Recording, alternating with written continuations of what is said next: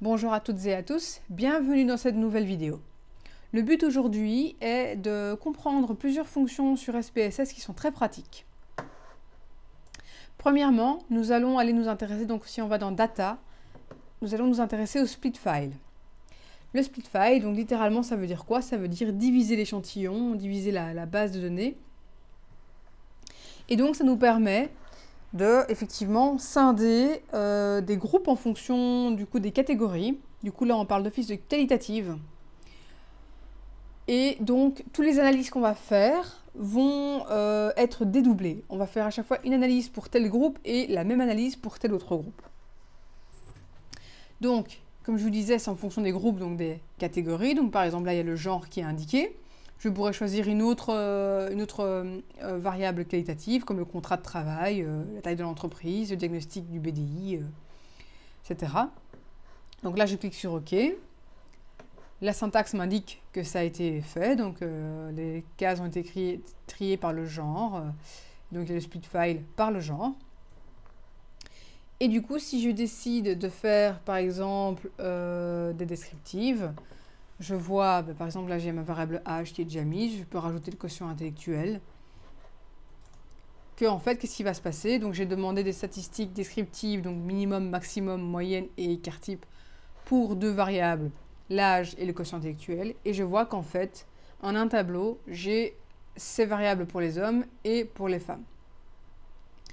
Bon, cela dit entre parenthèses, si votre but c'est de faire des descriptives en fonction des quantitatives en fonction d'une qualitative, je vous recommande plutôt de passer par ici Analyze, Report, Case Summaries. C'est vachement plus efficace.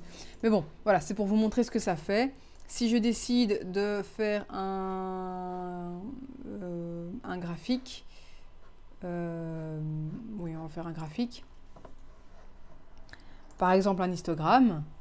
Voilà, le score obtenu au BDI avant intervention. Du coup, en fait, là, ce qui va se passer, c'est que je vais avoir un graphique pour les femmes. Ça, c'est les femmes. C'est leur score obtenu au BDI avant intervention. Et ça, c'est le score des hommes. Voilà, donc on l'utilise assez rarement, mais parfois ça peut être très pratique. Une deuxième fonction qui là par contre est beaucoup plus importante, c'est le select cases. Ah oui, excusez-moi. Le problème quand on fait le split file, c'est qu'il ne faut pas oublier de revenir en arrière parce que là, tout ce que je vais faire, ça va être en fonction du genre. Du coup, vous retournez dans split file et là, vous cliquez sur Analyze all cases. Do not create groups. Voilà, split file off. Là, ça me confirme bien que maintenant, je vais pouvoir récupérer mon échantillon entier et ne plus diviser en fonction du sexe. Bon, je retourne dans Select Cases. Donc ici, ça me permet de sélectionner des données en fonction de critères que j'aurais moi-même décidé. Donc, j'ai décidé de sélectionner une partie de mon échantillon. Je clique sur If condition is satisfied, si la condition est satisfaite, si. Et voilà, je peux mettre à peu près ce que je veux. Si par exemple je ne veux travailler qu'avec les hommes, je mets genre, en fait, et tout ce que vous pouvez utiliser, toutes les fonctions ici. Donc tous ces signes-là existent. Et donc, soit vous pouvez cliquer à la main, enfin sur l'ordinateur lui-même. Voilà. Soit vous pouvez directement cliquer dessus, donc genre est égal 1. Voilà, du coup, là, ça veut dire que je vais sélectionner que les hommes. Donc, par exemple, alors, quand vous faites un Select Cases, soyez très prudent. Allez toujours bien vérifier dans la base de données. Donc, vous allez ici dans les Data View, et là, normalement, vous voyez que toutes les personnes qui ont un genre est égal à 2, les femmes, ont été barrées. Donc là, tout ce que je vais faire à partir de maintenant, ce sera uniquement avec les hommes. Si par contre, c'est pas ça qui vous intéresse, comme je vous disais, on peut vraiment faire beaucoup de choses. On peut faire l'âge. Moi, ce qui m'intéresse, c'est les gens qui ont plus de 25 ans. Donc là, je mets âge supérieur à 25. Attention que si je voulais également les gens de 25 ans et plus, alors là, je peux faire comme ceci. Donc là, j'ai cliqué ici, et donc je remets 25. Donc là, de nouveau, qu'est-ce qui se passe? Je vais voir dans mes données, et je vois que les personnes qui ont moins de 25 ans ont été barrées.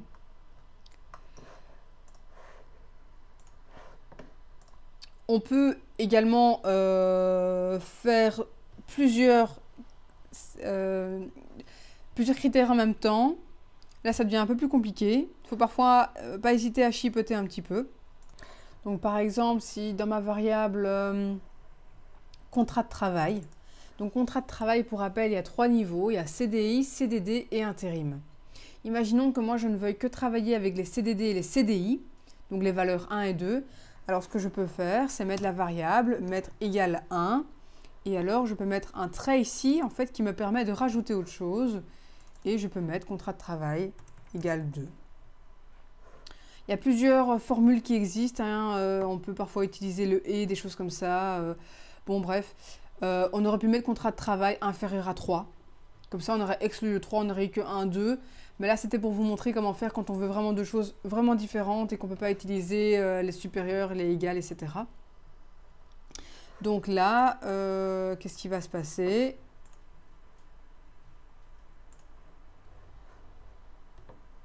Donc ici, j'ai mes contrats de travail 3 qui ont été exclus.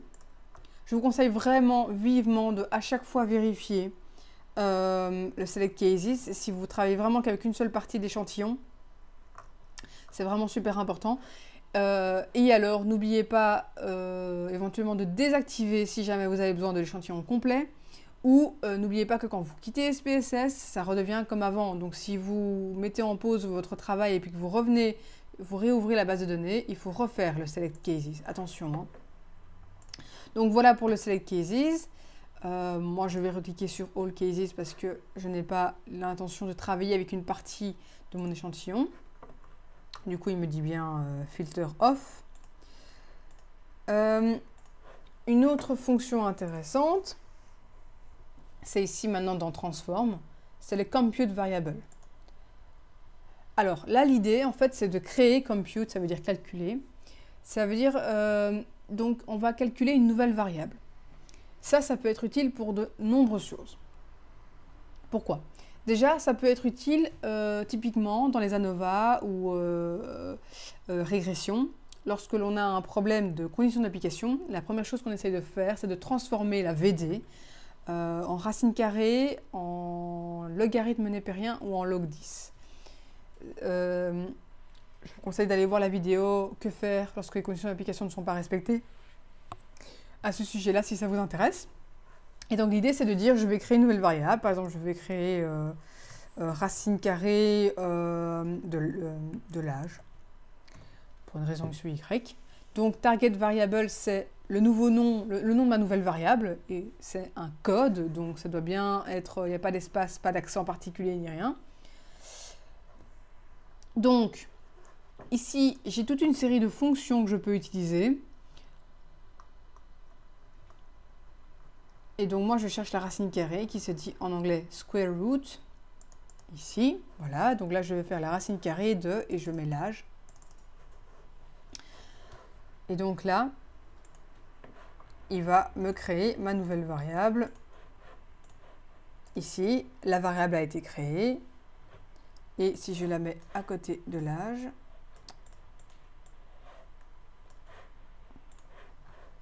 j'ai l'âge, et ici j'ai l'âge mis en racine carrée. Donc j'ai bien transformé cette variable, j'en ai créé une nouvelle sur base de l'âge, la racine carrée de l'âge. Ça peut faire plein d'autres choses, donc racine carrée, ln et log 10 pour éventuellement régler les problèmes de normalité des résidus ou d'homogénéité des variances. Je peux également faire des moyennes par exemple. Donc imaginons,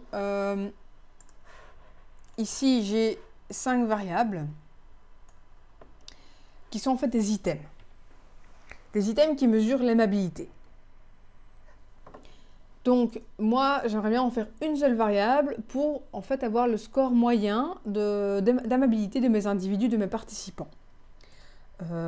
Souvent en statistique, c'est comme ça qu'on fait en psychologie. Les variables quantitatives, on fait passer un questionnaire qui est composé de 5, 10, 15, 20, 30 items, et qui mesure donc le même concept. Et après, on va en faire un score moyen, ou une somme, ça dépend un petit peu des tests, pour justement pouvoir exprimer à quel point l'individu présente en moyenne cette caractéristique que l'on mesure. Donc ici, moi j'ai fait 5 items de l'amabilité, et donc l'idée c'est que j'aimerais bien avoir une seule variable de l'amabilité. Je ne veux pas utiliser ces 5 variables différentes pour exprimer un seul concept. Du coup, je vais faire un score moyen. Donc, je vais dans compute. Là, de nouveau, j'appelle la variable mean amabilité. Et là, alors, sachez que la fonction existe, mean pour moyenne en anglais. Maintenant, voilà, vous pouvez simplement la taper vous-même aussi. C'est simplement mean avec les parenthèses. Donc là, vous mettez entre parenthèses item 1, virgule, item 2, virgule, item 3, virgule, 4 et 5. Donc là, j'ai effectivement une nouvelle variable qui est donc la moyenne. Ici, on a fait la moyenne obtenue par le participant 1. Le participant 1 a une amabilité de 2,80, etc., etc. Voilà, ça c'est donc une autre fonction de compute variable. La moyenne, on aurait pu la faire autrement. Bon, c'est un peu plus casse-pied, mais en fait, on peut vraiment littéralement faire ce qu'on veut avec ce pavé numérique. On peut mettre amabilité 1, plus amabilité 2, plus amabilité 3, plus 4, plus 5. Là, si je laisse comme ça va faire une somme. Ça peut être utile. Mais alors, si je mets des parenthèses, et là, je mets divisé par 5 pour en faire la moyenne. Bon, de nouveau, je pense que la fonction mean est quand même plus efficace. Mais voilà, tout est possible. Voilà pour le compute variable. Je vous en ai présenté les différents aspects. Donc, c'est vraiment utile soit pour les conditions d'application pour transformer la VD, soit pour, typiquement, faire en sorte d'avoir plus qu'une seule variable avec plusieurs items, en faisant une moyenne ou en faisant une somme. Ça, c'est souvent les applications qu'on fait. Il nous reste une dernière fonction qui est en fait 2 boutons, mais c'est vraiment similaire. C'est recoder dans la même variable ou dans une variable différente. Alors, je vais d'abord vous faire avec différentes variables, comme ça je ne change pas mes données. L'idée, c'est que, par exemple, j'ai une variable, c'est l'âge. Je pourrais décider de recoder la variable âge en différentes catégories. Donc, c'est-à-dire que moi, là, j'ai l'âge de chaque participant et je pourrais me dire, mais moi, ce qui m'intéresse, c'est de classer les gens par catégorie. Donc, je choisis l'âge. Ici, il me demande en quoi je vais transformer l'âge. Alors, moi, je vais mettre de nouveau, ça c'est le name, donc le code. Donc moi, je mets 4 pour catégorie âge. Et là, en label, donc le label, c'est le joli nom qui sera affiché où on peut vraiment marquer ce que c'est exactement. Catégorie d'âge du répondant. Voilà. Je clique sur Change. Et donc, l'âge, variable âge à la base, va créer une nouvelle variable. Je vais garder ma variable âge. C'est bien pour ça que c'est different variable. Donc, je vais recoder une variable dans une variable différente.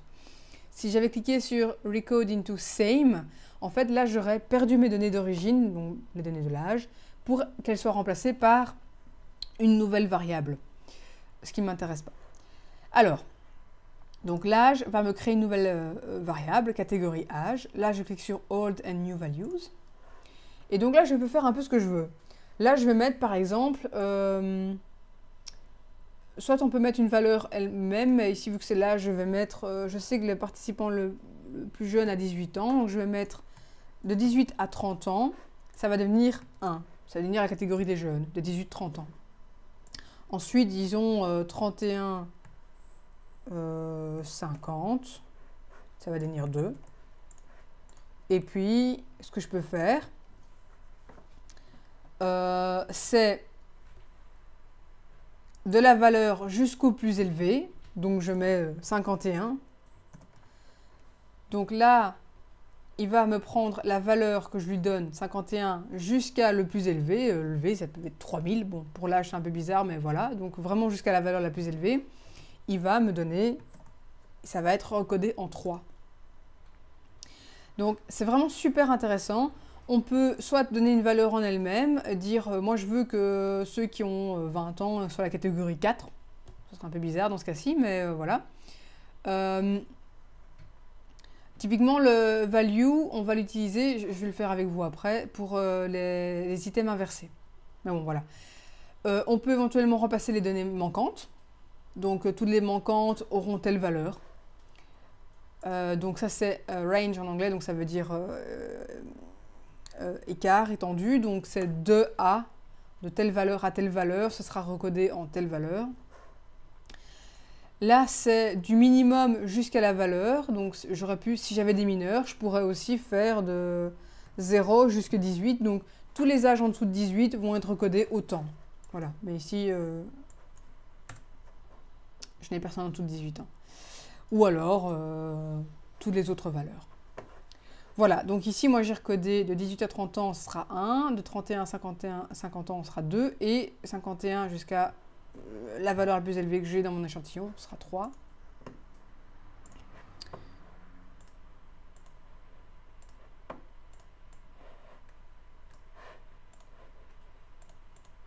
Et donc effectivement, on voit ici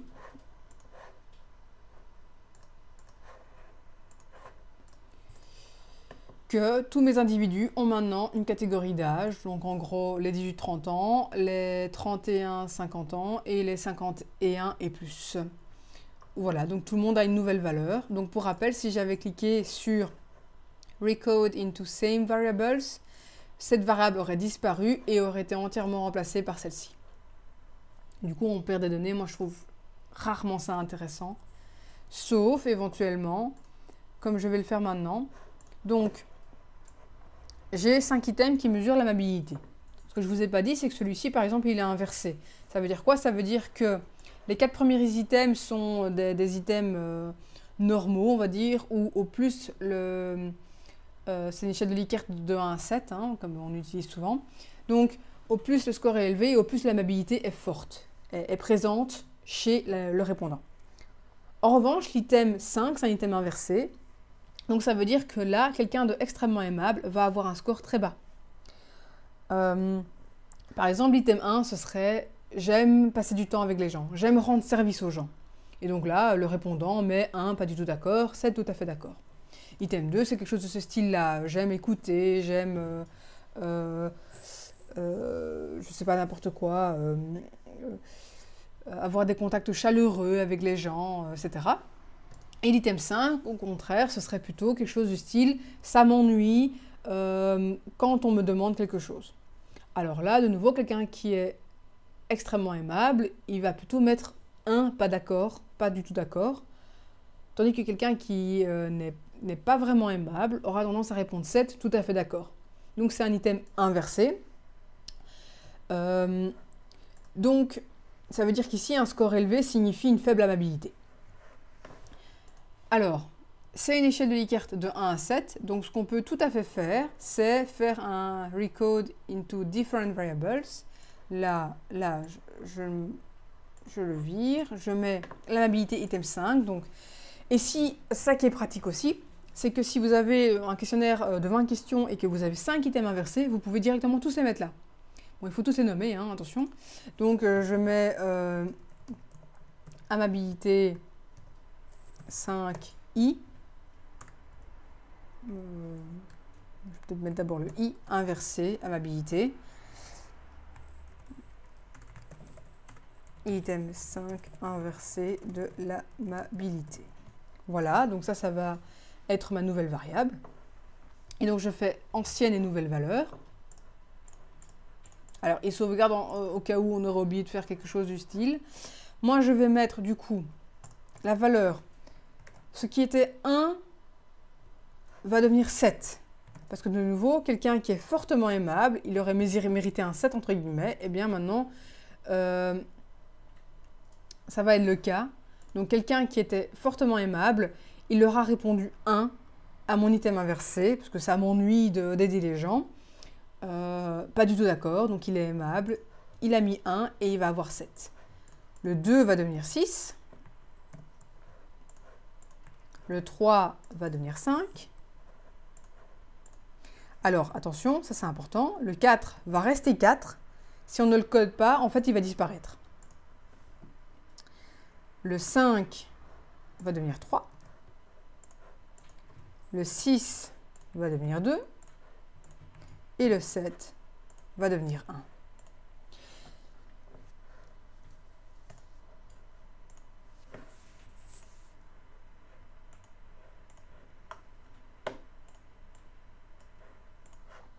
Voilà.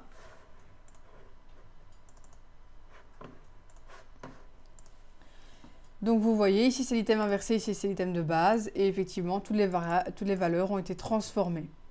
Donc ça c'est vraiment une fonction extrêmement précieuse pour les items inversés, parce que c'est quelque chose qu'on a souvent dans les questionnaires. Donc c'est tout simple, et généralement les items inversés c'est souvent des échelles de Likert, donc c'est vraiment d'une facilité étonnante et très rapide pour pouvoir travailler correctement avec nos données. Voilà pour les différentes fonctions utiles d'SPSS. Un grand merci. Très bonne journée à vous.